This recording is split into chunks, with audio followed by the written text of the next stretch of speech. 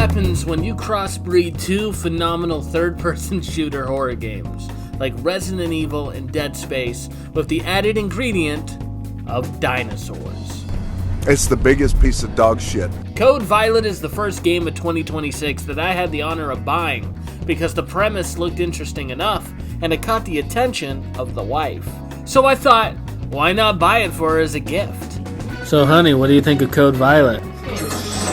But why is it shit? What makes this game get such a bad rep? Is it really another Gooner game? Or is it something that grows on you over time? That's what we're going to be talking about today as we go for the Platinum Trophy.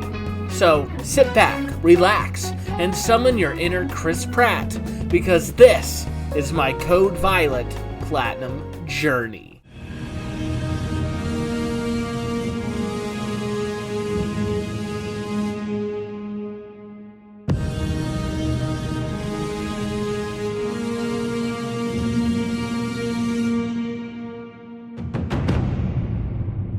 Code Violet has 30 trophies in the game, and is split into 3 categories: story, collectibles, and miscellaneous.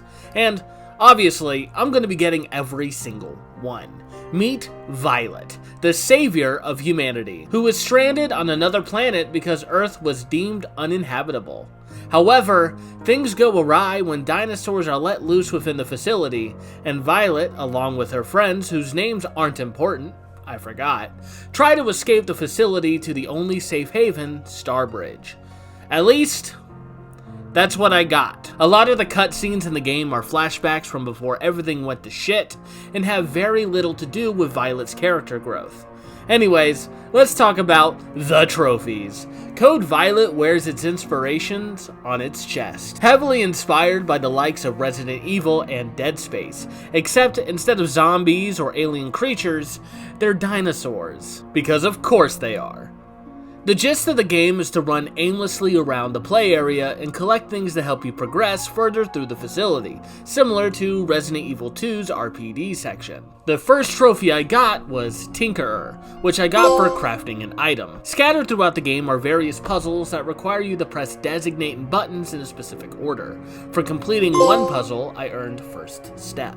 I also went ahead and upgraded my first weapon so that I could earn the trophy Gunsmith. Just before grabbing the official outfit of the game, I found my first inventory pouch, which upgraded my inventory system, earning me Gear Up. And may I just say, the inventory system in this game is absolutely rugged. The fact that you can't place a 2-slot holder unless there are actually 2 slots next to each other is asinine. Like, it makes 0 sense. Make it work. After running around the facility, I finally found a way out of the testing facility and got my first glance at the strange planet that we were on, earning my first story trophy, Breakout.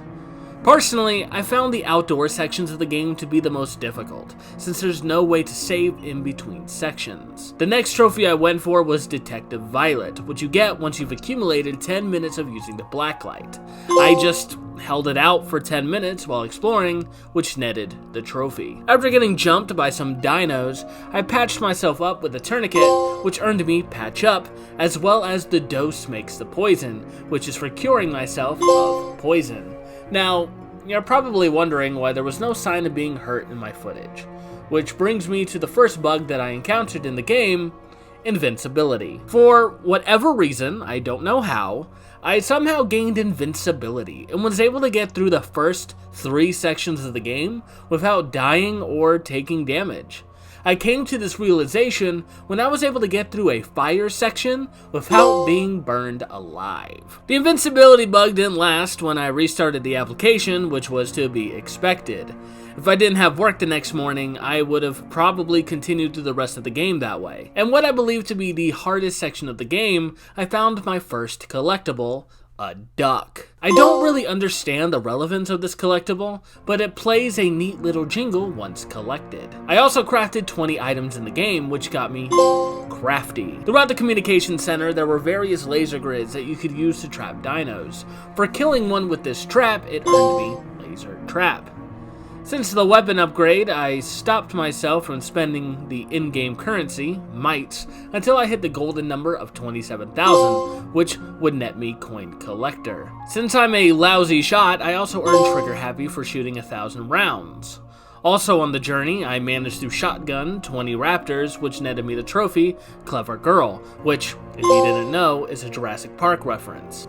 Nobody cares. Nice hat. You're trying to look like a secret agent. Since I waited until I had 27,000 mites before upgrading, it was finally time to upgrade my first weapon to its highest upgrade, which earned me Master Armor. I'm honestly surprised that there isn't a trophy for upgrading all weapons. Thankfully, there's not, because there's no way in hell you'd be able to do it in one playthrough. After clearing the communications center, I made my way to the bioengineering lab, which is home to 2 miscellaneous trophies. The first one, Where's the Goat, is for finding the goat display. Unfortunately, the goat isn't anywhere to be found in this game, nor is it worth that title. The second trophy found here is Floodgate, which, if you guessed it, is for flooding the bioengineering lab. Go figure. I also found my first outfit in the game, which netted me Catwalk.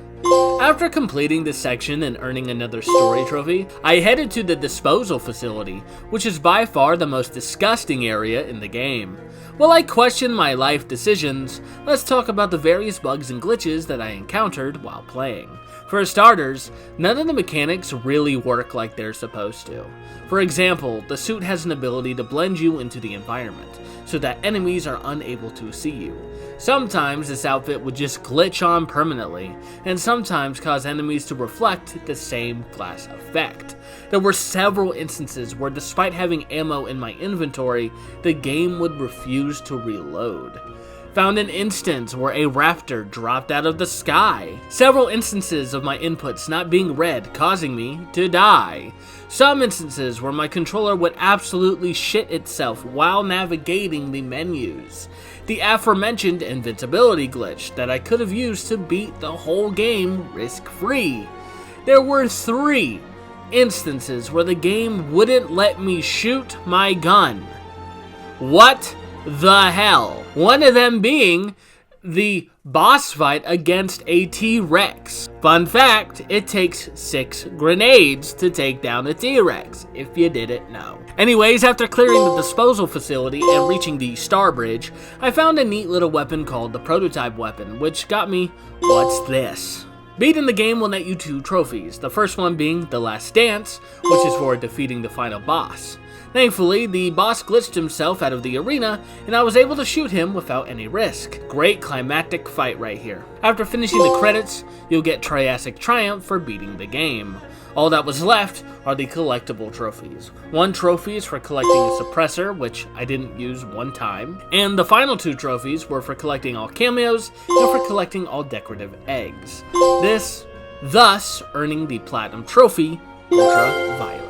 Code Violet isn't the worst game I've ever played. Like I said before, it wears its inspiration on its sleeves, and there is a solid foundation that I would have loved to see more of. However, I feel like there are just so many mechanics in the game that aren't really explained how they work, and the devs kind of expect you to roll with it. The game also doesn't highlight any objectives or really tell you what to do or where to go, leaving you to aimlessly wander around hoping you're going in the right direction. Don't get me wrong, I'm not asking for the game to hold my hand, but if I were to jump back into a play session after several days, I would have zero idea what I was doing and probably move on to something else. Also, the lack of checkpoints is absolutely disgusting, especially in the dangerous outdoor segments.